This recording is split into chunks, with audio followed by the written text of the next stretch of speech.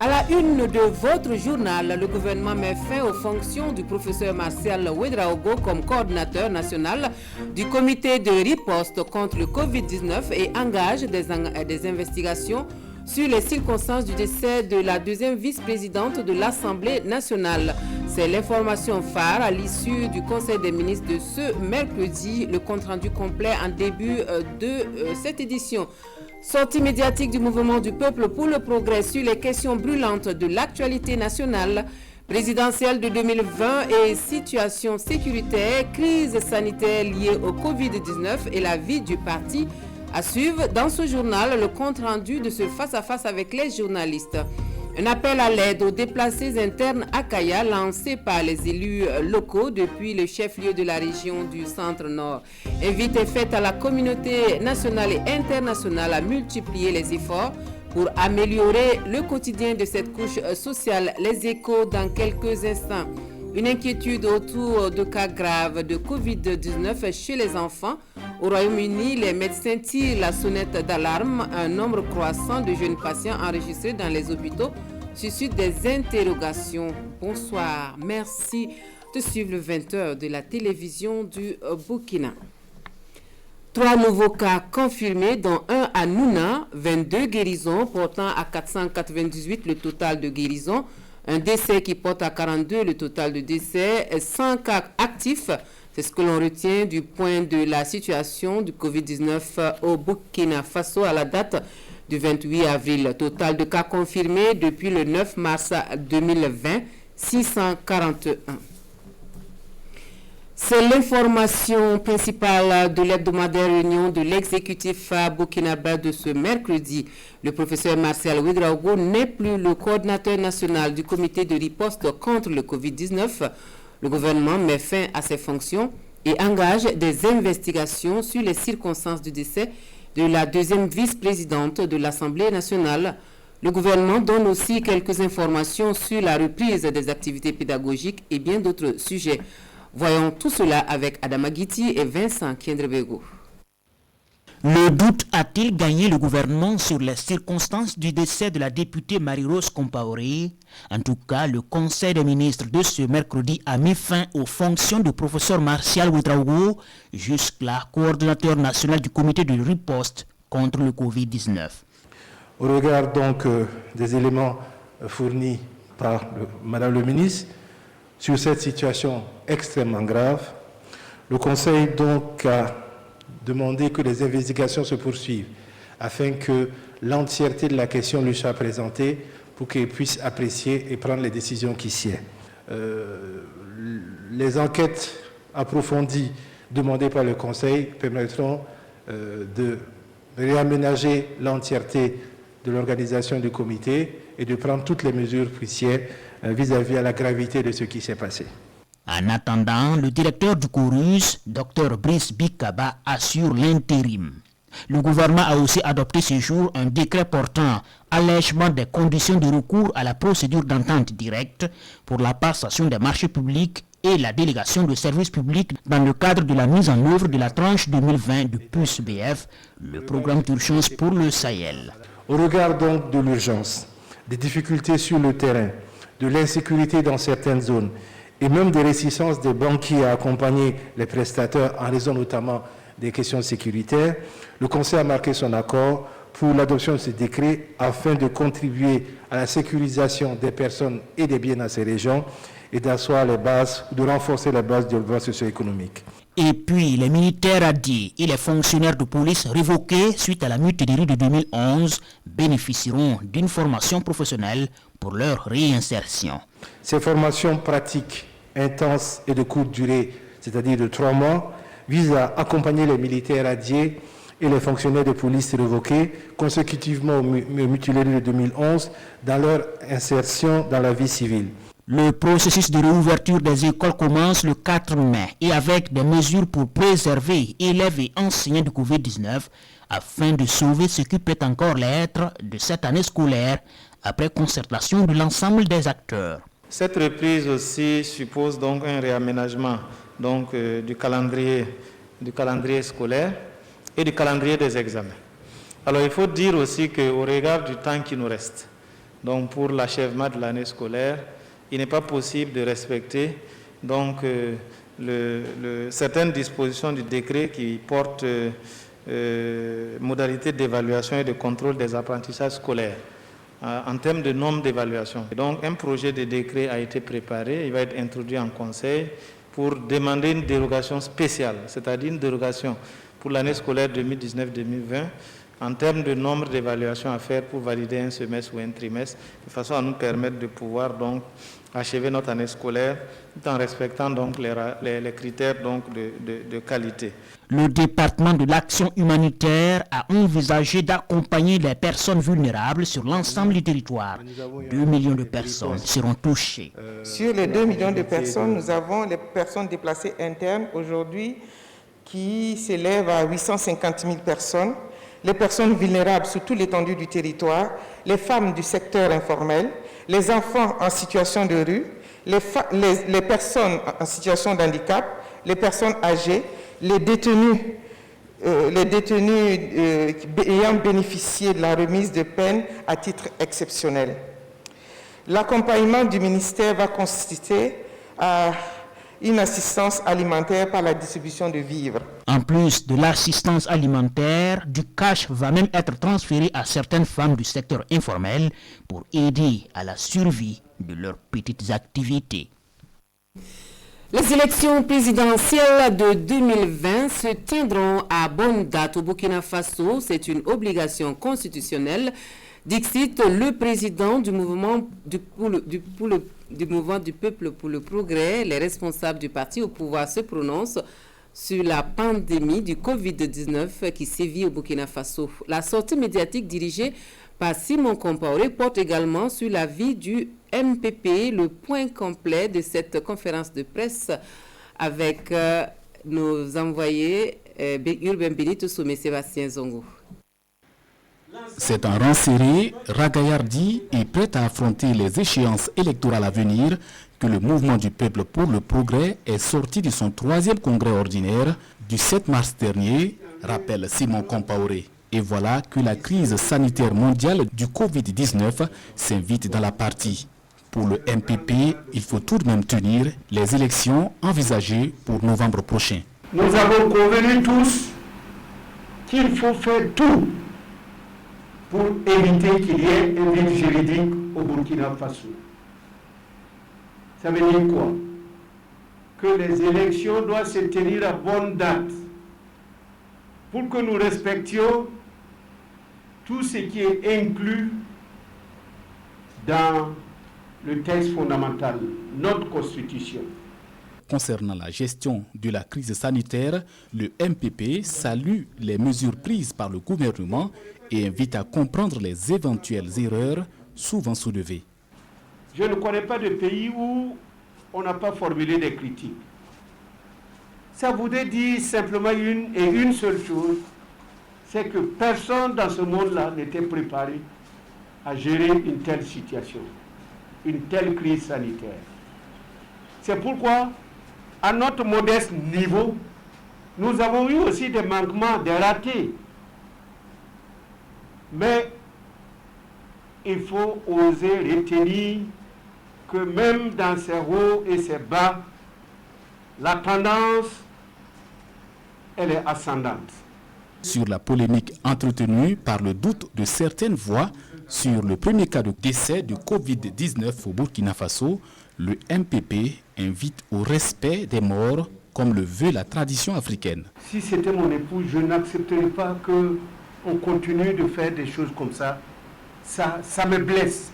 À supposer même qu'il y avait eu des erreurs de traitement, là aussi il y a des voies de recours. Par la voix de son président, le mouvement du peuple pour le progrès salue la décision du président du Faso d'ordonner le rétablissement des salaires suspendus au mois d'avril de certains enseignants et soutient la décision du gouvernement de rouvrir les établissements scolaires. Il y a des gens qui sont d'accord pour la reprise. Il y a des gens qui ne sont pas d'accord. Alors on va dire, comme c'est comme ça là, bon, on reste, on ne fait rien. Non, ça c'est de l'irresponsabilité. En tout cas, le gouvernement, au regard de tout ce qui peut être pris comme mesure pour que, à la reprise, il y ait moins de problèmes, il le fait, il a arrêté la décision de faire reprendre les cours. Le MPP est également favorable à la réouverture des marchés ZEYAR et autres activités fermées en raison du Covid-19, mais dans le respect des mesures barrières en la matière. Et puis sachez justement que la mairie de Ouagadougou autorise la réouverture de 27 marchés ZEYAR de la commune qui avaient été fermés temporairement dans le cadre de la lutte contre la propagation du Covid-19. Toutefois, l'accès au marché reste conditionné par le respect strict des mesures barrières édictées par le gouvernement. Les maires d'arrondissement sont donc invités à prendre les mesures utiles pour l'application de l'arrêté qui prend effet pour compter de sa date de signature, c'est-à-dire la date d'aujourd'hui, 29 avril 2020. Les forces de défense et de sécurité engagées sur deux fronts de lutte, d'abord un contre le terrorisme et le grand banditisme, et maintenant contre le Covid-19. Le ministre de la Sécurité est allé à la rencontre de ses collaborateurs dans le sud-ouest dans le but de saluer cet engagement patriotique à Gawa et à Diebougou. Ousseini Compaoré félicite et encourage ces hommes, mais prend aussi acte de leur doléance. Le point de la tournée avec Oumarou Sagnon et Romuald Patrice Toé. Ousseini Compaoré aux côtés des forces de sécurité intérieure du sud-ouest. Objectif, féliciter et galvaniser les troupes au front dans la lutte contre le grand banditisme et le terrorisme. J'ai eu l'occasion de les remercier pour le travail qu'ils effectuent sur le terrain. Comme vous le savez, ce n'est pas un petit travail. Au niveau de la cohésion sociale, ils interviennent. Au niveau de la lutte antiterroriste, ils interviennent. Et tout dernièrement, avec Covid-19, ils interviennent. Beaucoup de missions, des moyens assez limités, des conditions de travail de plus en plus difficiles. Mais il y a un grand motif de satisfaction. C'est que le travail est toujours fait à la perfection au détriment de leur propre personne. En les regardant, j'ai envie de dire bravo pour tout ce qu'ils ont fait et ce qu'ils vont faire. Les structures visitées ne manquent pas de difficultés. À la police comme à la gendarmerie, ce fut l'occasion de faire des doléances, espérant une oreille attentive du ministre. Je les ai bien entendus parce que les préoccupations qu'ils ont posées sont réelles. À notre niveau, il est question maintenant de mettre des priorités. Et avec les chefs, nous allons discuter et mettre des priorités. Et avec beaucoup de détermination, nous allons essayer de satisfaire ces priorités. Dans le cadre de sa tournée, le ministre de la Sécurité a rencontré la confrérie des Dozo à Diebougou, avec laquelle il a échangé sur les questions d'insécurité dans la province de la Bougoriba. Il a également rendu des visites de courtoisie aux autorités coutumières de Obiré, Diebougou et de Gawa. Nous avons encore à l'esprit le cri de détresse lancé hier 28 avril par les déplacés internes de Kaya aux autorités communales au sujet de la gestion des vivres à eux destinés. Mais avant cela, le 25 avril, les élus locaux attiraient l'attention sur la précarité dans laquelle se trouvent ces personnes. Ils invitent alors la communauté nationale et internationale à ne pas les oublier. Le sujet est abordé avec les journalistes en présence de Pascal Tapsouba et Yacouba Kouala. Ils sont près de 400 000 déplacés internes dans la région du Centre-Nord. Depuis plus d'un mois, l'apparition du Covid-19 semble avoir fait oublier leur sort. Face à la presse à Kaya, le conseil régional tire la sonnette d'alarme. Quand vous constatez, vous regardez, en tout cas pour ce qui concerne notre pays, ce qui tue le plus, ce n'est pas Covid-19, c'est l'insécurité. Nous voulons simplement attirer l'attention de l'ensemble des autorités, les niveaux nationaux comme le niveau international, de même qu'ensemble on s'est mobilisé contre Covid. Nous pensons que si on fait cette mobilisation aussi contre l'insécurité, nous allons pouvoir arriver à bout. 189 villages de la région du Centre-Nord se sont vidés de leur population suite aux attaques terroristes. Dans l'urgence, les autorités ont installé ces centaines de milliers de personnes dans les espaces disponibles, des zones inondables ou dans des parcelles de culture. La saison des pluies s'annonce et d'autres solutions s'imposent. avec ce qui est arrivé à Congo, si vous-même vous avez suivi, une seule pluie déjà, et nous avons l'inondation. Et Dieu seul sait les pluies qu'on va avoir, les vents qu'on va avoir. Ces abris-là ne peuvent même pas tenir. Il faut que toutes les initiatives soient mises vraiment ensemble pour que les déplacés qui sont là puissent retourner chez elles. Les élus saisissent cette occasion pour appeler les populations à respecter les mesures barrières contre le Covid-19. Pour eux, le respect de ces mesures va éviter d'aggraver la crise humanitaire que connaît déjà la région. Elle s'insurge contre certaines revendications syndicalistes et contre la justice qui traîne les pas dans le traitement de certains dossiers. Elle, c'est l'association des blessés de l'insurrection populaire de 2014 qui se prononce sur l'actualité nationale devant les journalistes. Ce matin à Ouagadougou, les points de vue sont recueillis par Vincent Kiendrebego. L'association des blessés de l'insurrection populaire au Burkina Faso veut faire entendre sa voix dans les affaires publiques. Face à la presse, l'ABIP-BF fait sa lecture de la situation nationale actuelle. À l'occasion de cette sortie médiatique, les insurgés blessés en 2014, ici représentés, s'insurgent surtout contre l'incessant tiraillement entre le gouvernement et ses partenaires sociaux. Une situation qui porte préjudice à l'intérêt général, selon eux, et c'est le monde syndical qui est plus interpellé. Refuser d'éduquer et d'évaluer des élèves pour une négociation qui n'a pas abouti n'est pas une justice sociale. Laisser un malade sans soin pour revendiquer un statut particulier n'est pas une justice sociale. Dès l'accession de son Excellence, le président Roch-Marc Christian Kaboré au pouvoir, les syndicats de la magistrature ont été les premiers à brandir le bâton de la grève. Leurs revendications ont été satisfaites au-delà de leurs attentes et nous attendions maintenant les praticiens de la justice sur le terrain de leur art. Ici, les blessés de l'insurrection mettent leurs propres revendications en second plan. Ils se plaignent tout de même des prises en charge, des aides et autres soutiens publics qui n'ont pas été à la hauteur de leurs attentes. De 30 000 personnes qui tentaient le numéro 3535 à son lancement, l'on est passé à 14 000 personnes actuellement. Oui, la fréquence des appels au centre d'urgence du Covid-19 est en baisse, alors que les responsables de la structure disent avoir augmenté le nombre de postes de réception de 30 à 47 appareils. Alors, qu'est-ce à dire? La réponse avec Sier Rogekam et Ismaël Diloma Sirima qui sont allés au renseignement pour nous. Au début du mois de mars, le centre d'appel d'urgence recevait en moyenne 25 000 appels par jour.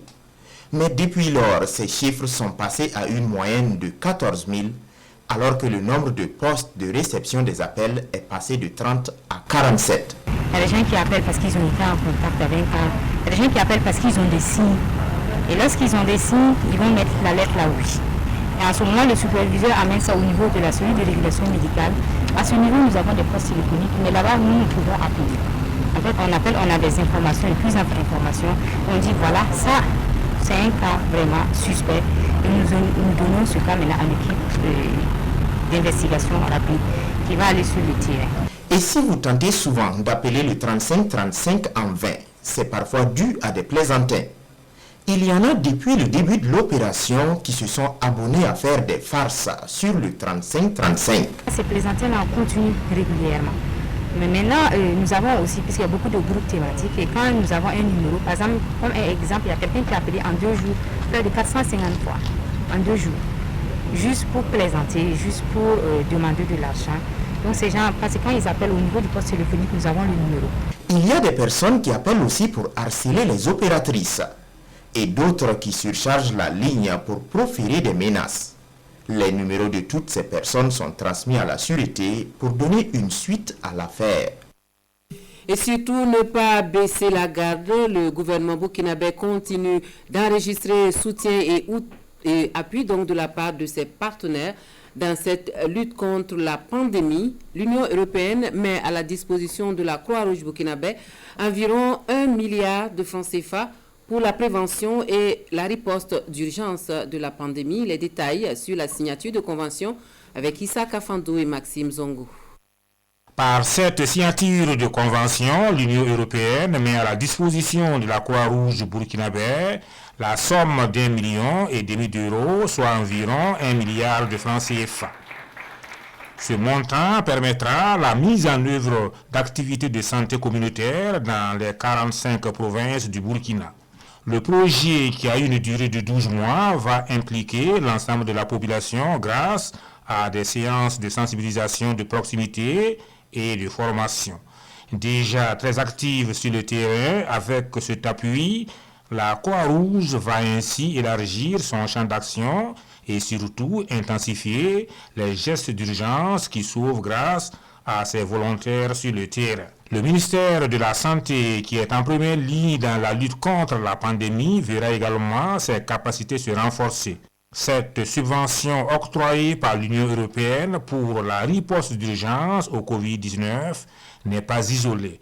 Elle vient en complément à de nombreuses actions déjà initiées en faveur du système de santé de notre pays.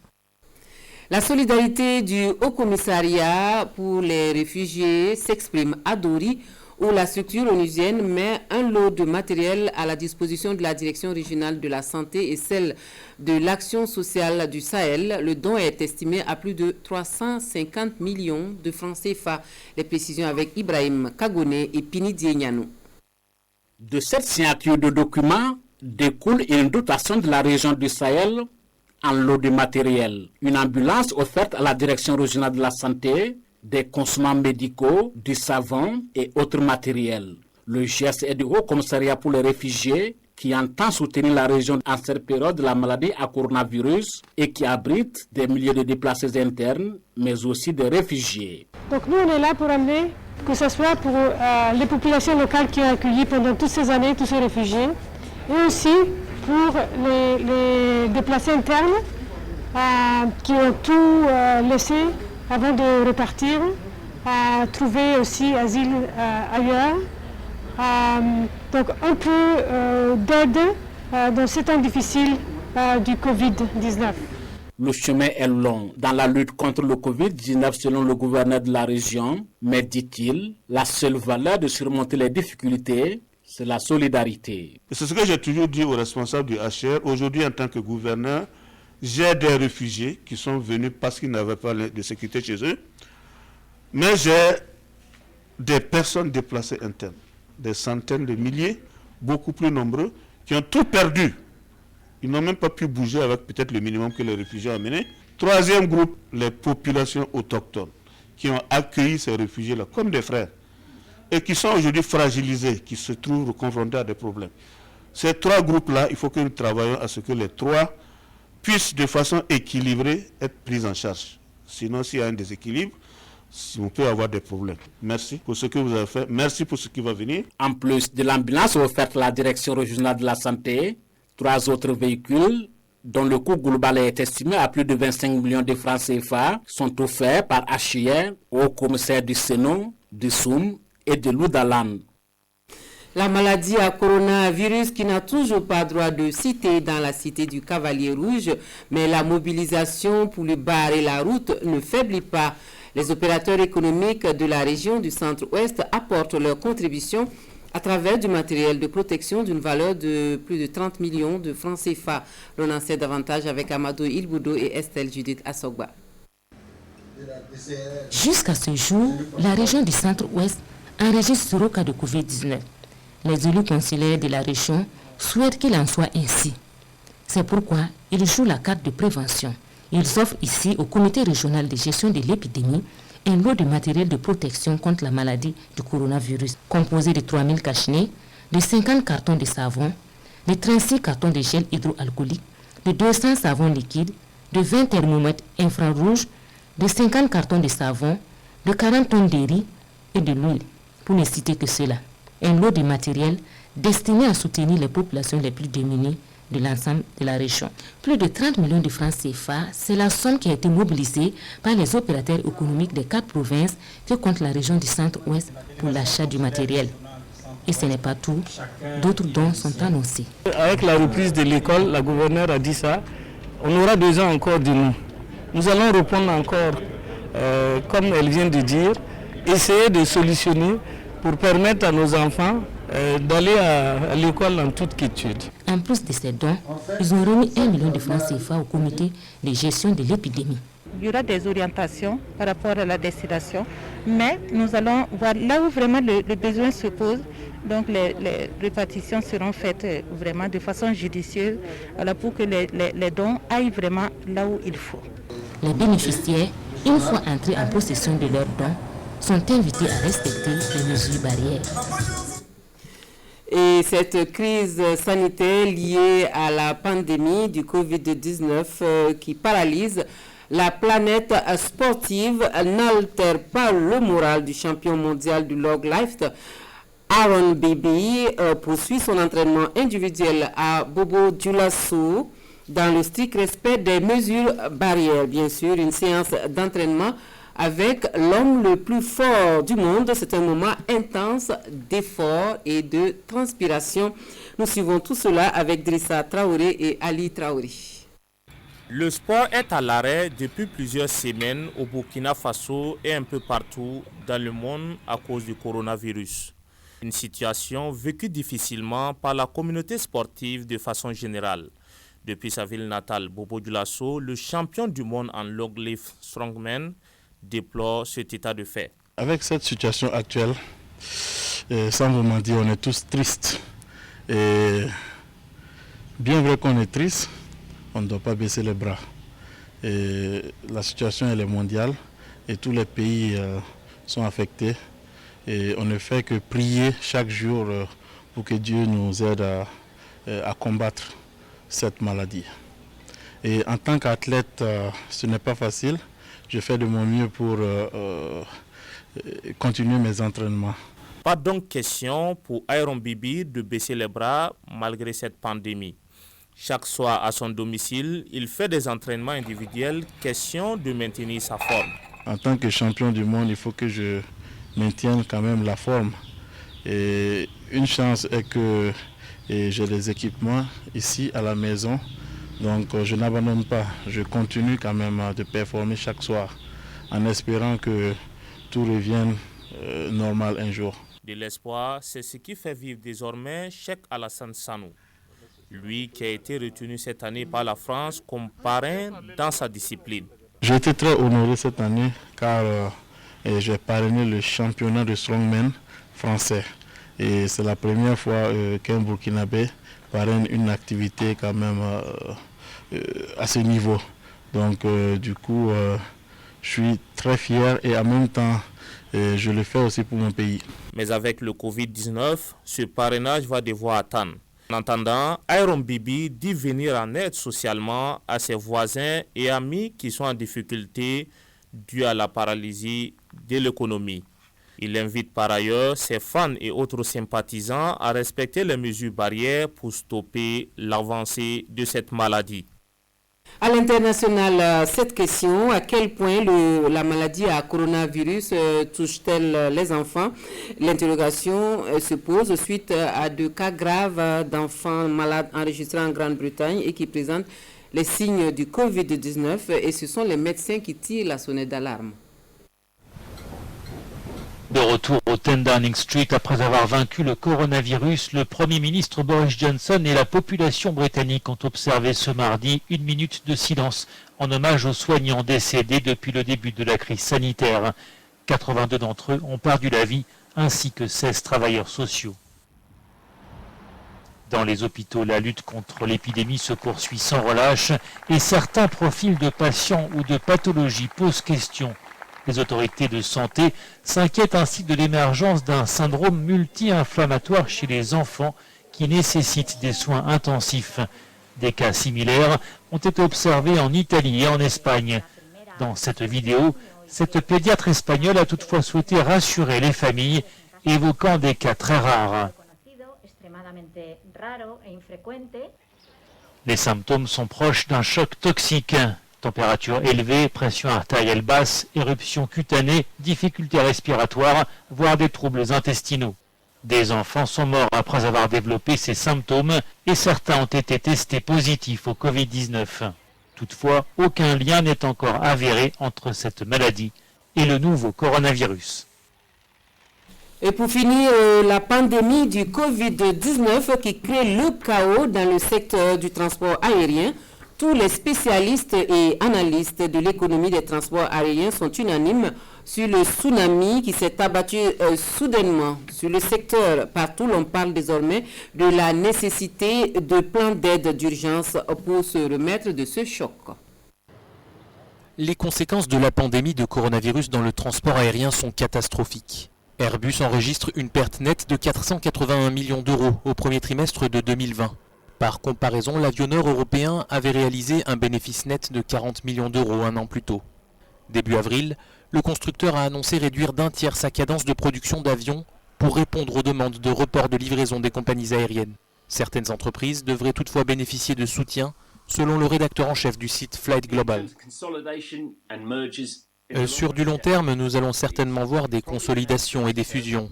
Probablement à court terme, nous verrons beaucoup de transporteurs qui sont capables de survivre à la crise elle-même, soit par une restructuration de crédit, soit par un certain soutien financier des gouvernements. La plupart des compagnies aériennes à bout de souffle suppriment des emplois par milliers. L'Association internationale du transport aérien estime que le chiffre d'affaires de ces compagnies devrait baisser de 34 milliards de dollars en 2020, une chute de 55% par rapport aux revenus de 2019. Il va sûrement y avoir une focalisation à court terme sur les routes aériennes principales. Les routes secondaires, qui ont été établies au cours des dernières années, seront les dernières à revenir. Ce mercredi, l'Allemagne a annoncé prolonger jusqu'à la mi-juin sa mise en garde sur les voyages touristiques à l'étranger. Le secteur du transport aérien ne devrait retrouver des couleurs qu'après plusieurs mois, voire plusieurs années. Les actualités sur la télévision de Burkina, merci à vous de nous avoir reçus chez vous. Très belle soirée à tous et continuez de prendre soin de vous.